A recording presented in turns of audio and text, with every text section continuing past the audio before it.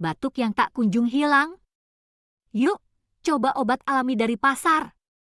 Madu, obat alami yang bisa kamu temukan di pasar. Campurkan dengan air hangat untuk melegakan tenggorokan. Jahe, bumbu dapur yang bisa jadi obat batuk ampuh. Rebus jahe segar untuk minuman hangat. Jeruk nipis, kaya vitamin C, campur dengan madu untuk minuman yang menyegarkan dan menyehatkan. Kencur, herba yang sering dipakai dalam jamu. Parut dan peras kencur untuk mengurangi batuk.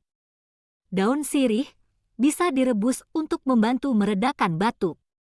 Temukan ini di pasar tradisional. Mulai coba obat alami ini dan rasakan bedanya. Jangan lupa like dan subscribe untuk tips sehat lainnya.